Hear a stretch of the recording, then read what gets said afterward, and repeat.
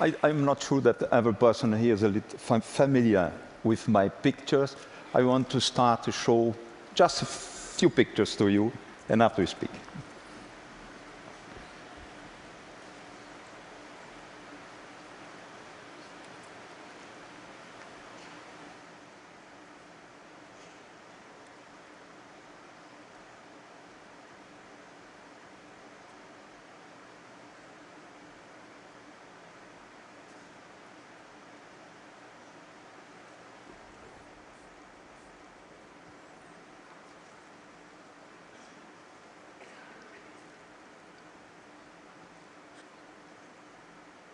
I must speak to you a little bit of my history, because we'll be speaking on this during all my speech here.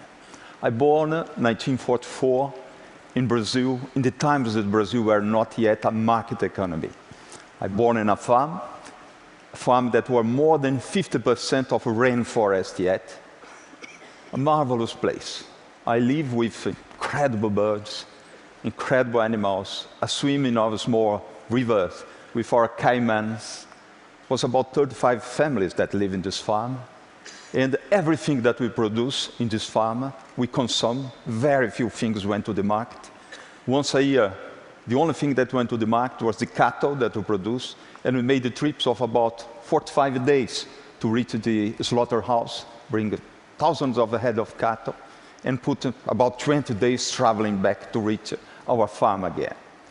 When I was 15 years old, it was necessary to me to leave this place, go to a little bit big town, much bigger, and where I did the second part of secondary school. There I learned different things. Brazil was started to urbanize, industrialize, and I knew the politics. I became a little bit radical. I was member of leftist parties, and I became an activist. I made my university, I became an economist. I made a master's degree in economy.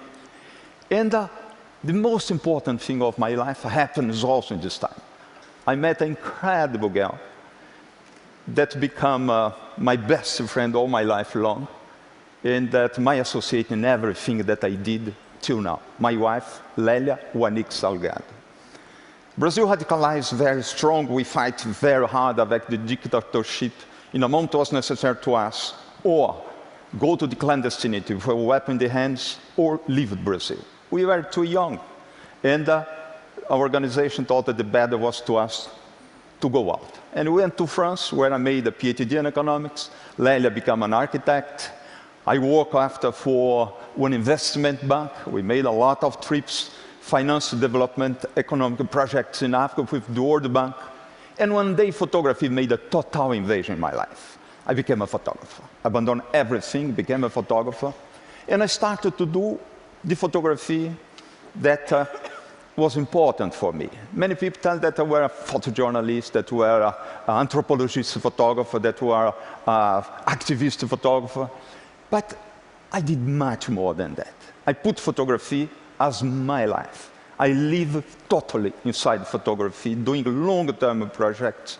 And I want to show you just a few pictures of, again, that you see inside the social projects that I went, published many books on these photographies, but I just show you few ones now.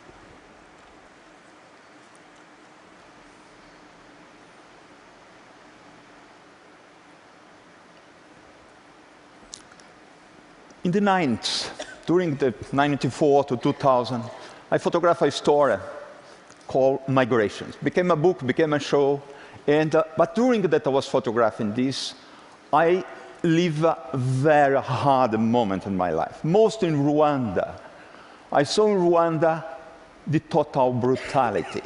I saw the death by thousands per day. I lose the faith in our species. I didn't believe that was more possible for us to live longer. And I started to be attacked by my own staphylococcus. I started to have infection everywhere. When I did love with my wife, I had no sperm that came out of me. I had blood. I went to see a friend, a doctor in Paris, thought that I was completely sick. He made long examination and told me, Sebastian, you are not sick, your prostate is perfect. What happens, you saw so many deaths that you are dying. You must stop. Stop. You must stop because the country will be dead on this. And I take a decision to stop. I was really upset with photography, with everything in the world. And I take a decision to go back where I born. Was a big coincidence. Was the moment that my parents become very old. I have 7 sisters. I'm the only man in my family. And they take together the decision to transfer this land to Lelia and myself. When we received this land was as dead Iowa was. When I was a kid, more than 50% rainforest. When we received the land, was less than 0.5% rainforest. As all my region, to build the development, Brazilian development, we destroy a lot of our forest. As you did here in the United States, as you did in India, everywhere on this planet. To build our development, we came to a huge contradiction that we destroy around us, everything. This farm that had thousands of head of cattle had just a few hundreds. And we didn't know how to do with this. And Lelia came with an incredible idea, a crazy idea, said, why you don't put back here the rainforest that was before? You tell that you're born in paradise, let's build the paradise again. And I went to see a good friend that was engineer in forest, that prepared a project for us, and we start to plant. And first year we lose a lot of trees, second year less, and it's slowly by slowly. This dead land started to born again. We started to plant hundreds of thousands of trees, only local species, only native species, where he built an ecosystem identical to the one that was destroyed. And the life started to come back in an incredible way. It was necessary to us to transform our land in a national park. We transform, we give this land back to the nature, became a national park. We create an institution called Instituto Terra, and we built a big environmental project to raise money everywhere. Here in Los Angeles, in the Bay Area, in San Francisco, became tax deductible in the United States, raise money in Spain, in Italy, a lot in Brazil. We work a lot of companies in Brazil that put money in this project, the government. And the life started to come, and I had a big wish to come back to photography, to photograph again. And in this time, my wish was not more to photograph just one animal that I had photographed all my life long, us. I wish to photograph the other animals, to photograph the landscapes, to photograph us, but us from the beginning, the time that we live in equilibrium with the nature. And I went. I started in the beginning of 2004, and I finished in the end of 2011. We create an incredible amount of the pictures. And the result, Lelia, that's the designer of all my books, designer of all my shows, she's the creator of the shows. And what we want with these pictures is to create a discussion about what we have pristine in the planet and what we must hold in this planet if you want to live, have some equilibrium in your life. And I wanted to see us when we use yet our instruments in stone. We exist yet. I was last week with the Brazilian National Foundation of Indians. And only in Amazonas we have about 110 groups of Indians that are not contacted yet. We must protect this forest in this sense. And these pictures, I hope that we can create information, a system of information. We try to do a new presentation of the planet. And I want to show you now just a few pictures of this project, please.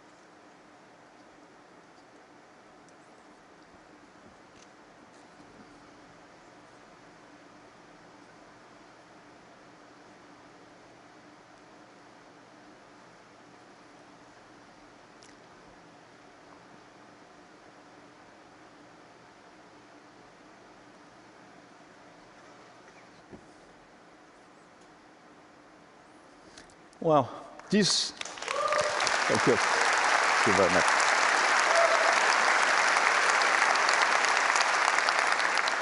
This is what we must fight hard to hold like it is now. But there is another part that we must together to rebuild. To build our society, our modern, fabulous society. We are in a point that we cannot go back. But we create an incredible contradiction. To build all this, we destroy a lot. Our forest in Brazil, that antique forest that is the size of California, is destroyed today 93%. Here, West Coast, you destroy your forest. Around here, no, the redwood forests are gone very fast, disappear. Coming other day from Atlanta here, 2 days ago, I was flying over deserts that we provoke within our hands. India has no more trees, Spain has no more trees, and we must rebuild these forests. That is the essence of our life, this forest.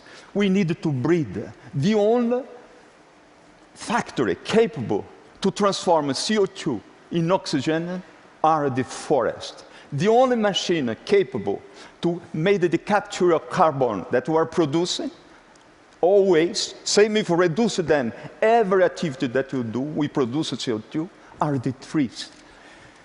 I put the question 3-4 weeks ago, we saw in the newspapers millions of fish that die in Norway, a lack of oxygen in the water. I put myself the question, if a moment we will not have a lack of oxygen for all animal species, our included, that would be very complicated for us.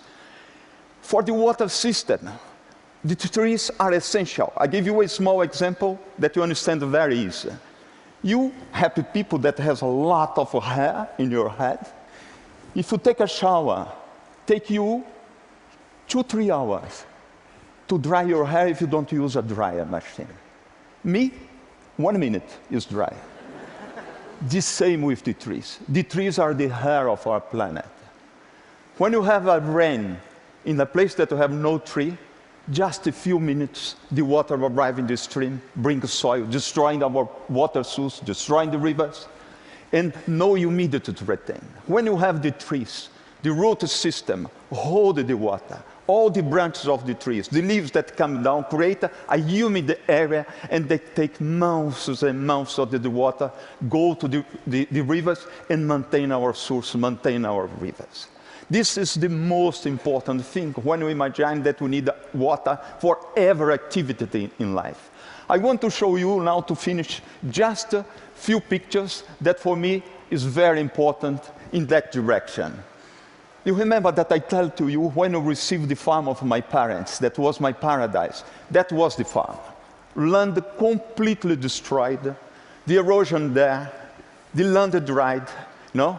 But you can see in this picture, we were starting to construct of educational center that became a quite a large educational center, environmental center in Brazil. But you see a lot of small spots in this picture. In each point of these spots, we had planted a tree. There's thousands of the tree. Now I show you the pictures made exactly in the same point 2 months ago.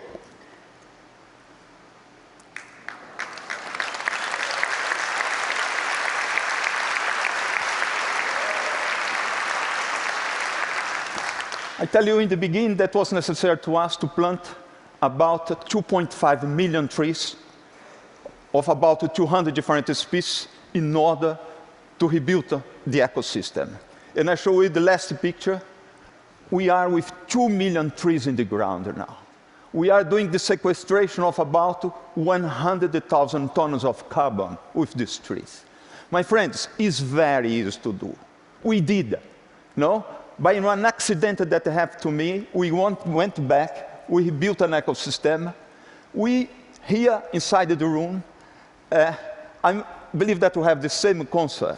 And the model that we create in Brazil, we can transplant it here. We can apply it everywhere around the world. No? And I believe that we can do together. Thank you very much.